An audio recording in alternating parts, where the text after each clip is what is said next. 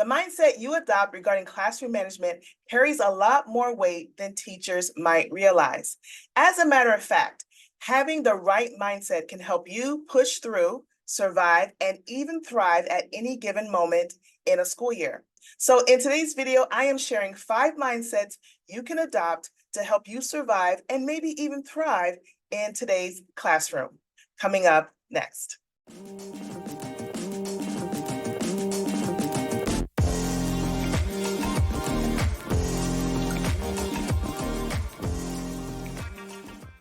Hey teacher friends, Michelle Holliday here. I'm a behavior strategist and I help teachers, schools, districts, and youth organizations with tips, strategies, and systems to help them manage their classroom and their students with less stress and less struggle. And in today's video, we're talking all about mindset. Let me just say, now is probably the hardest time ever to be a teacher. And if you do not have the right mindset, you're not going to make it. And I'm talking about physically, emotionally, or mentally. And so having a right mindset is really key to keeping your expectations in check while still allowing the passion and the enjoyment of teaching to continue to grow. So the 5 teacher mindsets I am sharing today are really more about classroom management, but it can be also applied to other areas of your classroom. So let's get started. Mindset number 1, behavior change is a marathon and not a sprint. I would love to tell you that every single time behavior change happens just like that, but that is not reality. And that's not how it happens, whether it's in your personal life or in a classroom. So we have to keep our expectations in check when we're looking at changing consistent classroom misbehaviors. There are some students who have implemented strategies and it has worked that same day within that same hour, not to come back for a long time. For other students, it's taken weeks or days. And then there's other students, it's taken us a full quarter for us to see significant change, even though we would see progress throughout that time. So if you keep the mindset of behavior change is a marathon and not a sprint, you won't get as frustrated because you understand all of this is a part of a process with a number of steps, but that it also will happen if we're consistent. Teacher mindset number 2, hope is not a strategy. So anytime you find yourself saying, boy, I hope this all works out, I want you to capture that thought and flip it to understand that although I may have hope that it works out, I need to be doing something during this process for change to begin to happen with that student. So I am not saying that hope is bad. Hope is good. But if you are not doing any strategies at all, you're not going to see the change that you want to see. Keep hope alive, but just make sure you're doing some strategies as well. Mindset number 3, if I'm going to stay, I might as well have fun. Now, this is a mindset I have held for many years. There was a really hard season for me where I was contemplating giving up teaching. And when I decided to stay, I said to myself, if I'm going to stay, I might as well have fun.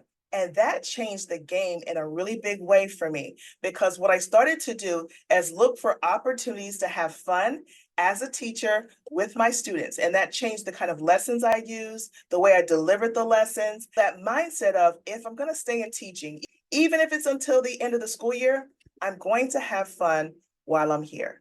Mindset number 4, the strength is in the consistency. This was a harder mindset for me to adopt, because the way I experience classroom management as a student myself has changed in the way I deliver it in certain ways.